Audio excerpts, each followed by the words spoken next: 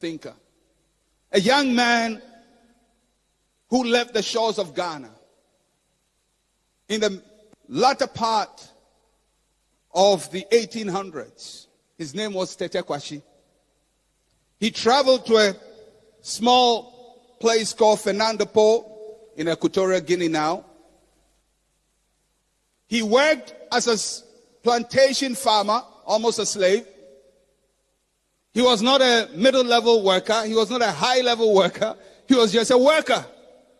But when he left Fernando Po, he brought with him a few cocoa pods. Incidentally, he came from Teshi.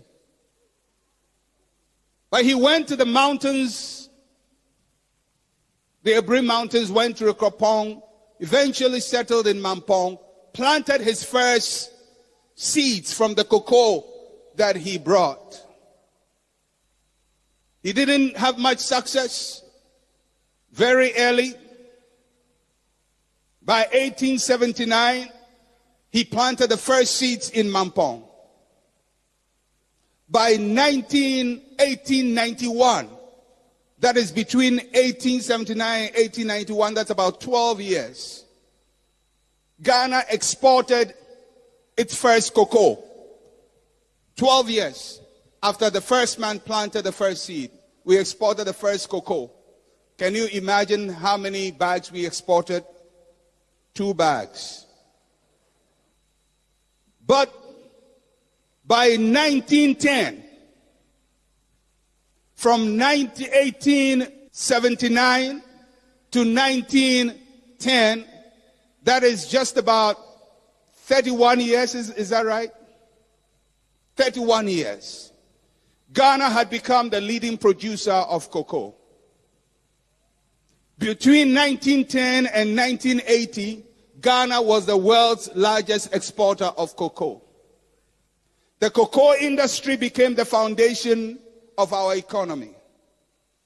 Currently, more than 40% of all our export earnings come from cocoa.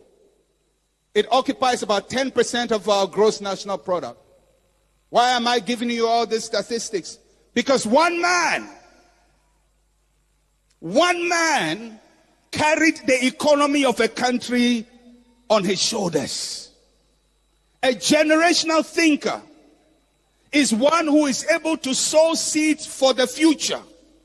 A generational thinker is not somebody who is only committed to what he wants to enjoy today, but somebody who says, if I run with this race, I must make sure the next generation does not run my race. The next generation must run its own race. I must empower the next generation.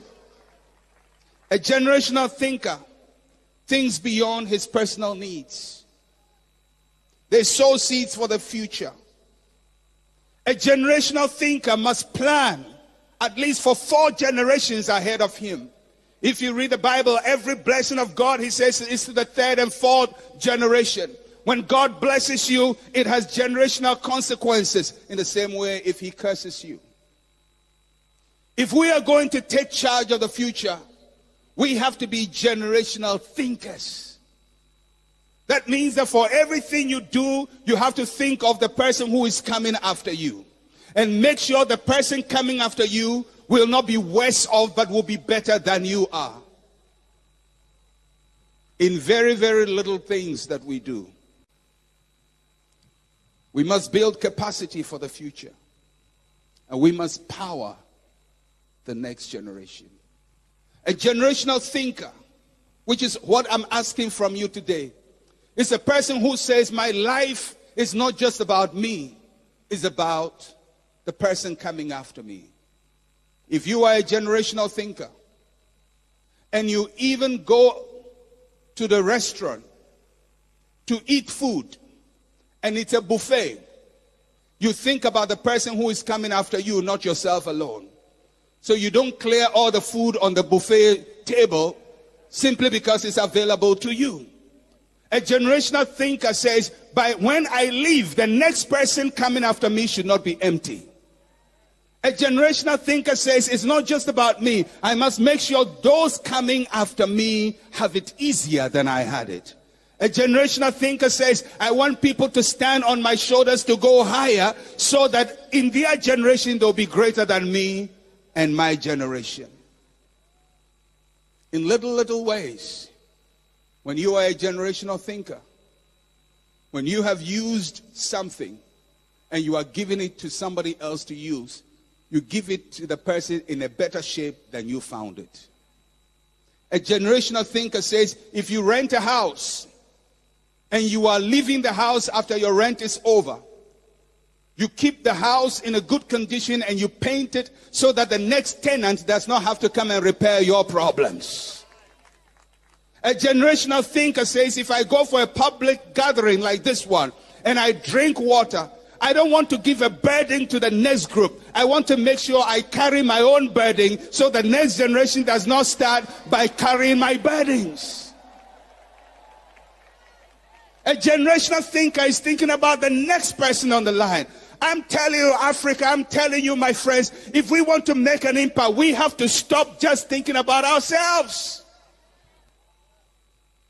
We have to be generational. We have to invest into the future.